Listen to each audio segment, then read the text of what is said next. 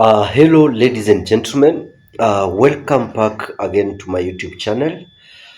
This is DMtv Kenya, where we unpack the truth and keep our heads up even when the economy is misbehaving. First things first, from the bottom of my heart, asante sana. To everyone who has been subscribing to my YouTube channel, coming back every time I post my videos, and to those who have been dropping positive comments, asking questions, sending DMs with topic ideas, what to discuss, and what to give you, has been giving me more hope to do more videos.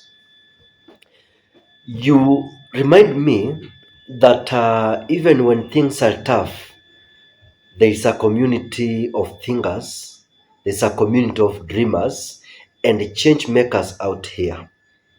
And that alone, ladies and gentlemen, motivates me to keep doing research, doing analysis, and bringing you these stories in a way that feels real because it is real.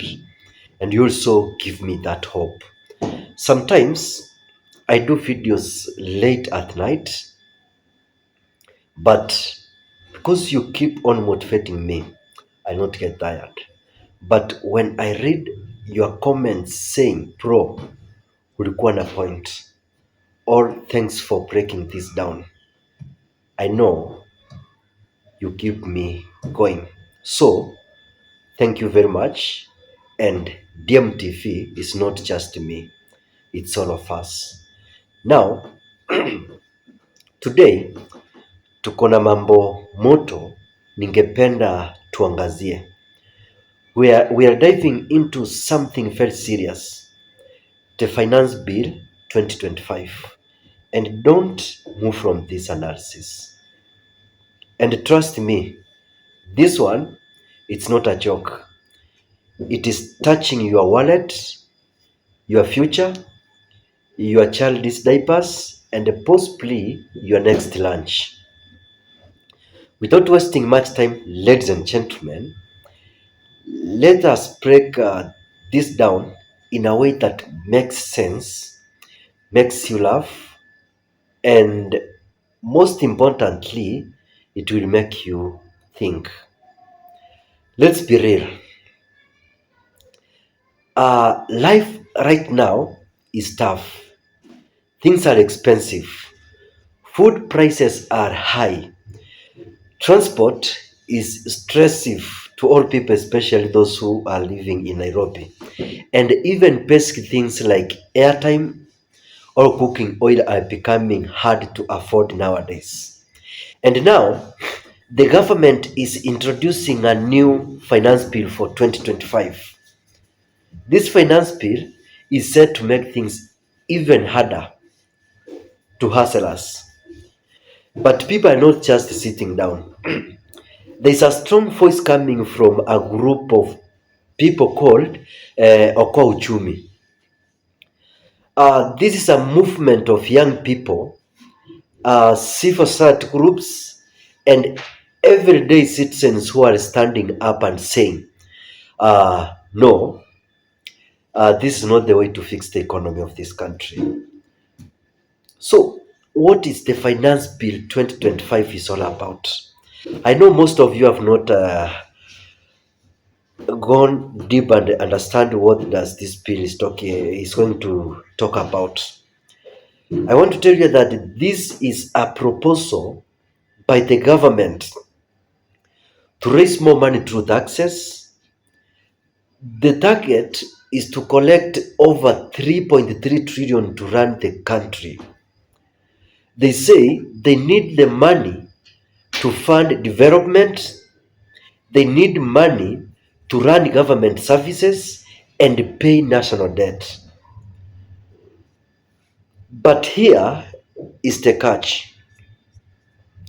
They want to raise the money by introducing new taxes and removing exemptions on basic goods and services. That means more items will be taxed, and those costs will be passed on to us Kenyans, or the consumers who are the hustlers. One of the biggest concerns is the Eco Levy. This is a new tax on things like electronics, packaging materials, and even diapers. These are items used daily by families, businesses, and students. So whether you are buying a phone, a blender, or baby products, you will pay more. Then there is also another one called the digital content tax. If you earn money online through doing videos, YouTube, TikTok, or doing freelancing, you will be taxed more. It's like they are punishing young people who have found creative ways on how to survive in this country. VAT is also being added to more products, meaning even more basic goods will become expensive. But products like bread, we have sanitary towels, cooking oil, and others might now cost more just because of this bill. And remember,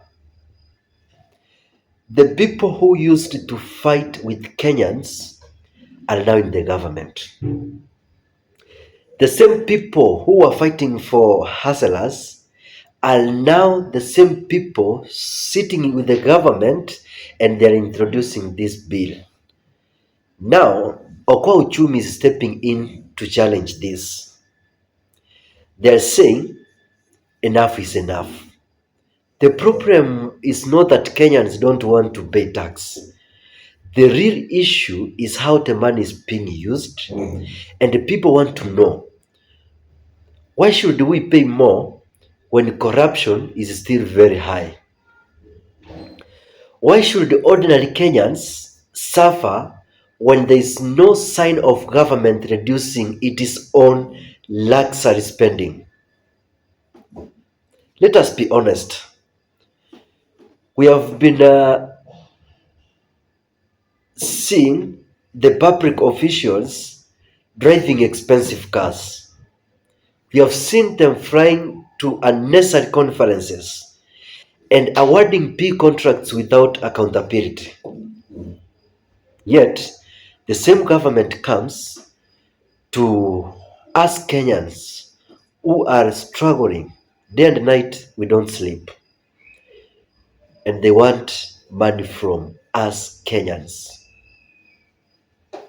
The Okoa Uchumi is calling for different approach, and they want the government to look at this. Number one, post a finance bill and listen to public opinion. Number two, to reduce the wastage and corruption in government spending. Number three, to protect basic goods and services from heavy taxation. And number four, to introduce fair taxation, especially on large companies and the wealthy. On the other hand, the government is trying to say that this bill is necessary. They are trying to argue that without raising revenue, they won't be able to run the country or pay debts. But there's the big question: why are the poor people always the first to be taxed? And why not start by cutting unnecessary government expenses? Right now, many Kenyans feel unheard. When the government calls for public participation, most people say their views are ignored. It's like the decisions are already made before citizens speak. And that's what Okoa Uchumi is fighting against. a system where the people are not part of the conversation. That one is something they're fighting for, and citizens need to be heard first. This is not about politics, it's about survival. The truth is, if this bill passes, life will become harder for millions of Kenyans. A mama mboga who is buying diapers will pay more. A young online content creator trying to earn a living will be taxed more. And this bill doesn't touch the rich in the same way it touches the average person. So, what can be done? Okoa Uchumi is pushing for real reforms, and they want public money to be spent wisely. They want corruption to be dealt with seriously.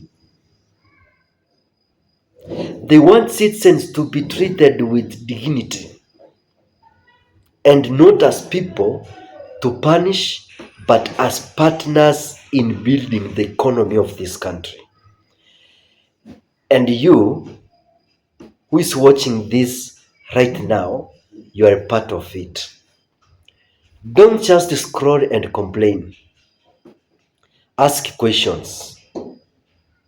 Talk to your leaders.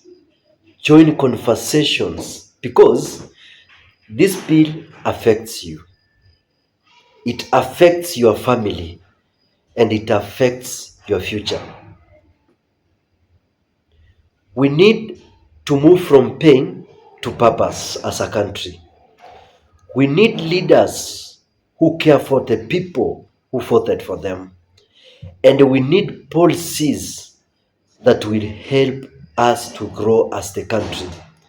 We don't need policies that will make us sink deeper. We need policies that will remove us from poverty. So, as Okoa Uchumi says, we are not refusing to pay taxes. We are refusing to be sacrificed. And let us stand up and let us speak out. And lastly, let us demand for better. Thank you, ladies and gentlemen, for watching this up to the end. If you have not subscribed, kindly subscribe and wait for another analysis. Goodbye.